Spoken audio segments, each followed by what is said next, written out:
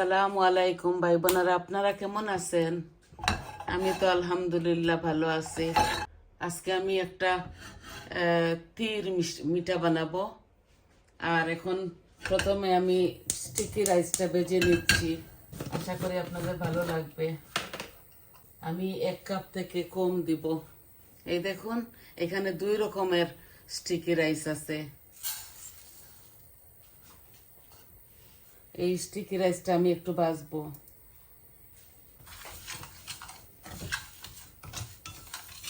এটাকে ভেজে তারপর আমি এটাকে ব্লেন্ডারের সাহায্যে এটাকে ব্লেন্ড করব। এই চুলাতে নিয়ে আসছি, এটা একদম ছোট। এই যে ফ্ল্যাক্সিড, এইটা অলরেডি গুঁড়া করা, আমি দিব এটা। আর এই টামরিনটাও দিব 2-3 চামচ। আর সল্ট দিব আমি 1/2 চামচ। এই যে প্রথমে আমি চাউলগুলা ভেজে নেই।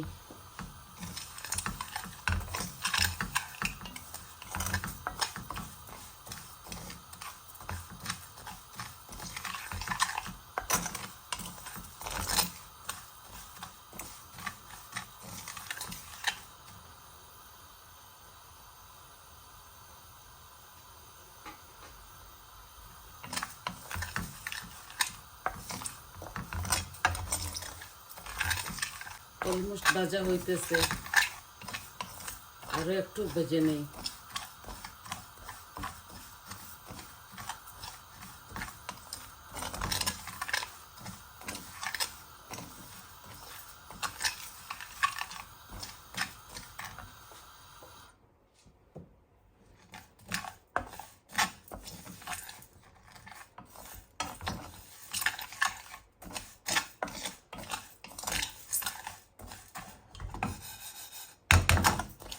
ভাজা হয়ে গেছে, আমি এই হাঁড়িটা বসাইছি, এটার মধ্যে করব। এটা গরম হোক আর আমি চালগুলা ব্লেন্ড করে নেই পানির মধ্যে। আমি এই ফ্লাক্সিডটা দিব, আরো এই চামচে আমি 4 চামচ দিয়ে দিচ্ছি।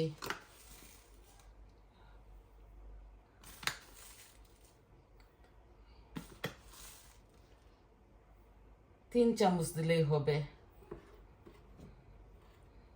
হ্যাঁ, 3 চামচ, আর দিচ্ছি না। এগুলা ভাজা লাগে, কিন্তু এটা অলরেডি পেস্ট করা, পেস্ট না আর কি, এটা গুঁড়া।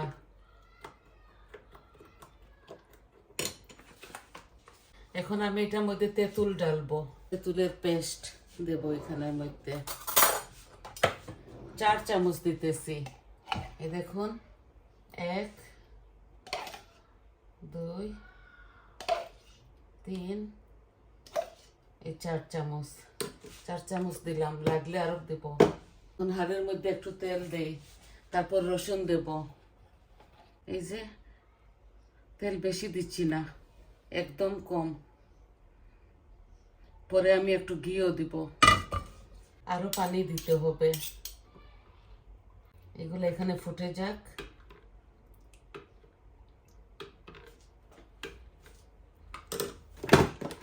আর একটু পানি দেই, আর পরে আমি বাগার দিব, এরপরে আরো পানি দিব।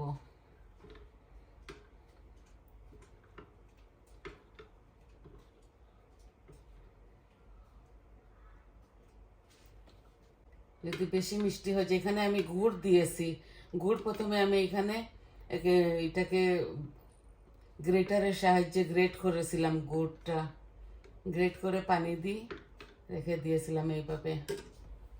তো হোক আমার তেলটা গরম, তারপর আমি বাগারটা বসিয়ে দেব। আগুনটা আমি একটু বাড়িয়ে দিতেছি। আর আমি এখানে 4-5 কোয়া, 5-6 কোয়া এরকম হবে গার্লিককে এরকম বারিক পাতলা পাতলা করে কেটে নিয়েছি। এই যে আমি রসুনগুলা দিয়ে দিচ্ছি।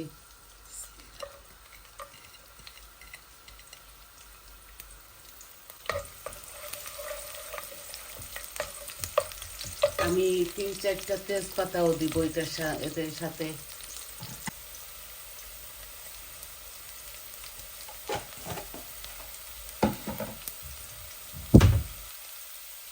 এই যে তেজপাতা রসুনগুলো আমি একটু লাল করে নেই, তারপরে আমি এই চাউলগুলা তিলগুলা এখানে ঢেলে দিব। এখানে আমি তেঁতুল, গুড়, চাল আর এই যে ফ্লাক্স সিডটা দিয়েছি। এটা আবারও দেখাই আপনাদেরকে, দেখুন এগুলো অলরেডি গুঁড়া করা, আমি কিনে এনেছি। একদম ইজি, এত ভালো লাগে। স্টিকি রাইস রেঁধে স্টিকি রাইসকে আপনারা রাঁধবেন, রান্না করে তারপর আপনারা ডাবল ক্রিম নতুবা সিঙ্গল ক্রিমের সাথে খাবেন। এই তিলগুলা তিল মিঠা বলি আমরা, এইভাবে আমরা খাট্টাও রান্না করি।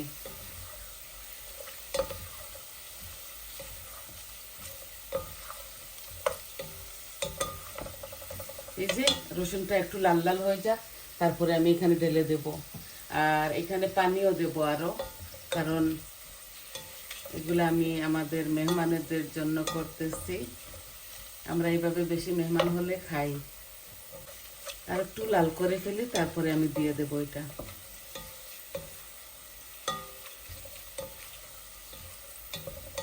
দারচিনি চাইলেও দেওয়া যায়, আমি আর দিচ্ছি না।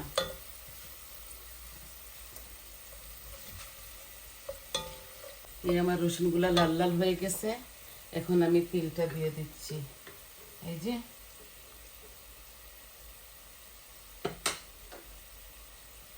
বিসমিল্লাহ, একটা কিছু দিয়ে এটাকে আমি ঢেকে দেই। আরো পানি লাগবে, এই যে আমি পানি দিচ্ছি। এটা একদম ফিরনির মতো হয়ে যাবে।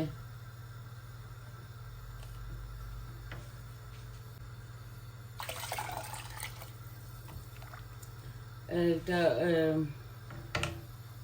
এখানে 4 পাইন্টের মতো পানি আছে, সবকিছু মিক্স হয়।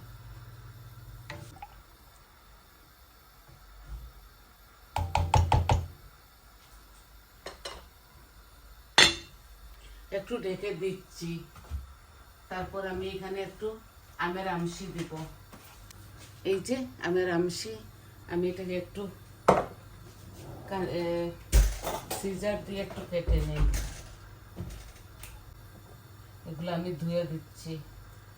এই যে আমের আমশিগুলা দেই এখানে, আর একটু খাট্টা খাট্টা লাগবে। দেখুন নিচে লেগে যাবে, এটাকে নাড়তে হবে অনেকটা।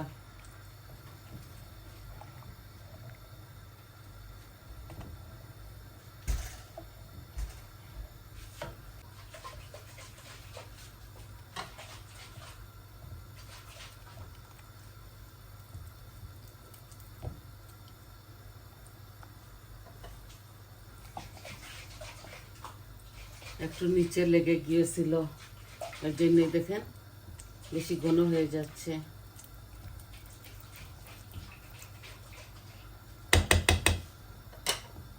এরকম হয়, আমি মাশার দিয়ে আর একটু নেড়ে নেব।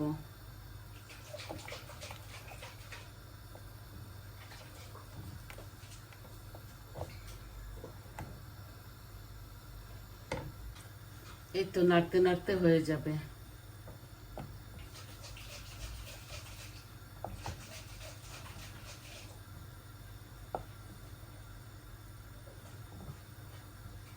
আমার মানুষ বেশি, এর জন্য আমি একটু বেশি করে করছি।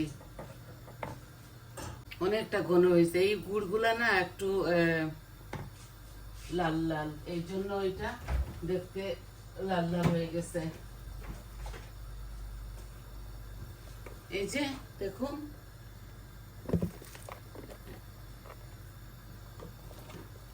এই গুড়গুলা এই দেখুন কেমন, এর জন্যে এই তিলের মিষ্টিটা কালা হয় নাই, দেখছেন লাল হয়ে গেছে। এই প্রসেসে আমার এটা কমপ্লিট। আর আর কিছু দিতে হয় না, আর ক্রিম দিয়ে ভাতের সাথে খেতে হয়। একটু ঘি দিয়ে দিব পরে, যে সময় নামাবো তখন আমি ঘি দিয়ে দিব।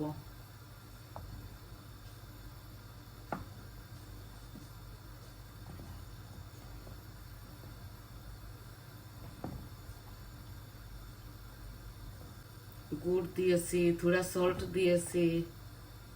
এই যে একটু লেগে গেছে, স্টিকি রাইস তো এর জন্য।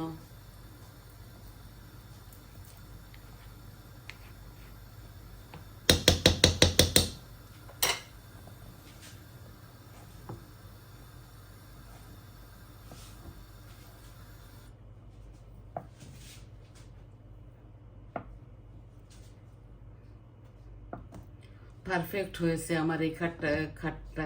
এটা মিষ্টিও বলে, তিলের মিষ্টি।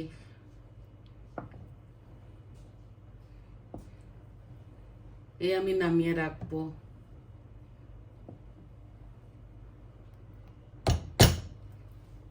যখন নামাবো না তখন আরো ঘন হয়ে যাবে। এই দেখুন অনেকটা ঘন হয়ে গেছে, দেখছেন? এই দেখুন, এই দেখুন, একদম সুপের মতো হয়ে গেছে।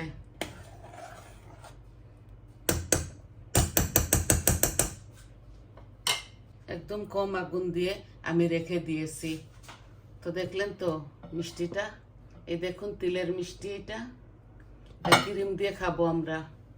তো এটাকে কম আগুন দিয়ে এইভাবে রেখে দেই। এভাবে বানালাম, কম আগুনে হোক। আর আপনারা সবাই ভালো থাকবেন, সাবস্ক্রাইব করবেন আমার চ্যানেলটাকে, আমার পাশে থাকবেন, আর সবাইকে শেয়ার করবেন, কমেন্ট দিবেন আপনাদের কেমন লাগলো। এটা আমরা ভাতের সাথে খাই, মেহমান আসলে ক্রিম দিয়ে স্টিকি রাইস বানিয়ে এটা আমরা খাই ভাতের সাথে। এখনো আমি খেয়ে দেখাতাম আপনাদেরকে, আমি এখনো রাঁধি নাই স্টিকি রাইসটা। তো সবাই ভালো থাকুন। আসসালামু আলাইকুম।